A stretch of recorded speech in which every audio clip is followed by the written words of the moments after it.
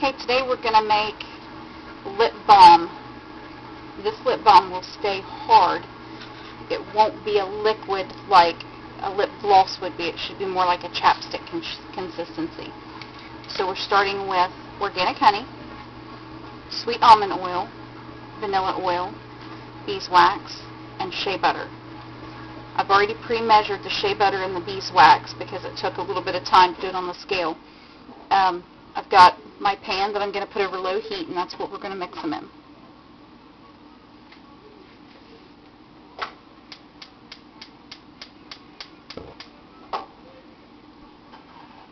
Okay, we've got the pot on low. Now we need to melt together the almond oil, the shea butter, and the beeswax. So I'll put in the shea butter first. It's pliable at about 78, 80 degrees. It's soft and almost melting in your hand. It shouldn't take much to melt it. Now the beeswax is pretty hard. It's almost like a candle wax. It does smell like honey, which is kind of a neat little thing. We're going to put it in there too. And then the sweet almond oil, let me tell you first, the beeswax is 1/4 ounce. The shea butter is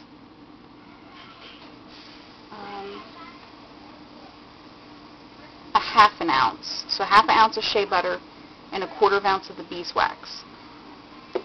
The sweet almond oil, we're going to use approximately 1/2 ounce, which will be about a tablespoon. So I'm going to set my tablespoon measure at 1 tablespoon.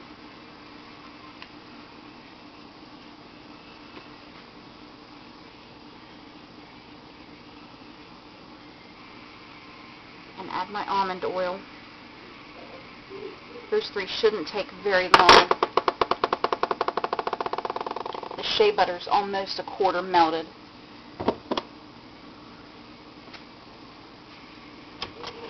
I'm going to take my whisk and just move those around. That way they mix well while they're melting. The next thing that we'll do, once this is all melted and blended, we're going to add our honey, and we're going to be adding approximately 3/4 of a teaspoon. It's basically just going to stay in there to be an antimicrobial.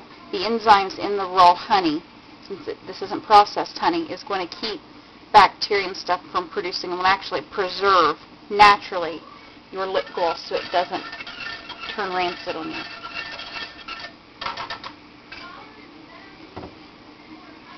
We're also going to be adding the vanilla oil. Now this is an essential oil. It's different from vanilla extract, and I had to buy mine online. I know Young Living is one of my links on my website. Young Living does sell the vanilla oil. However, I bought this on eBay from Butter Bears. They have tons of awesome organic stuff. I actually bought my coconut oil that I'll use in my other lip gloss from Butter Bears. I highly recommend them. They're very, very good to deal with. Looks like we've got a little bit of beeswax left. Our shea butter's completely melted. And what I'm going to end up putting it in is just a measure cup. That way it's got a pour spout, and I'll be able to pour it into my lip gloss containers a little bit better. I don't have chapstick tubes yet, so at this time I'm going to use just a standard little plastic container with a lid. I bought these at a local Walmart as part of a TSA travel pack. I think I've got 24 pieces for $6, so it's really not a bad deal. So I'll put those down there. It looks like my beeswax is completely melted. So we'll go ahead and turn off our heat. And I'll add my mixture to my mixture container.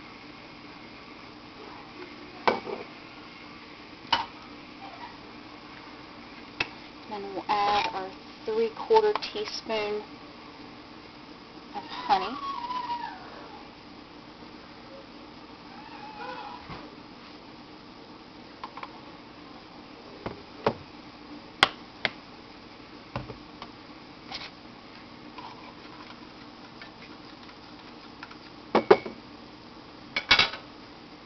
And then our vanilla oil will actually only be 1/4 teaspoon. So it's a very small amount, which this dram is approximately 2 milliliters, I believe.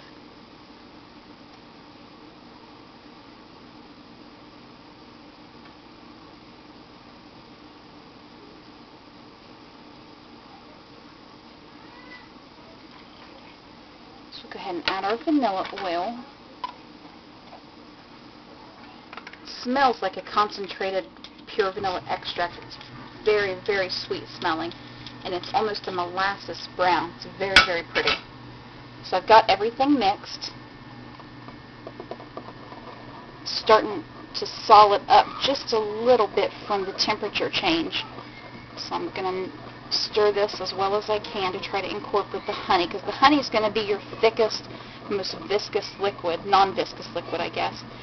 So it's going to want to set in the bottom. You're going to have to try to make sure that you keep that going. Pretty good and solid stir. So what I'm going to do is I'm even going to kind of stir it a little bit as I pour it into my containers to keep it from setting up.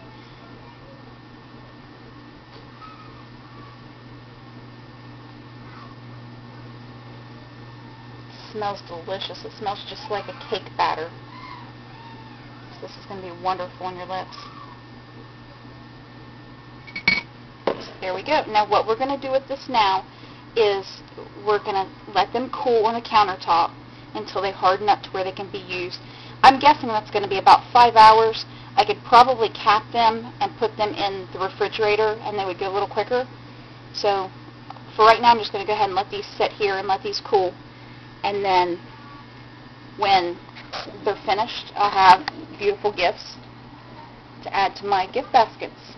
So I hope you enjoy. Thank you.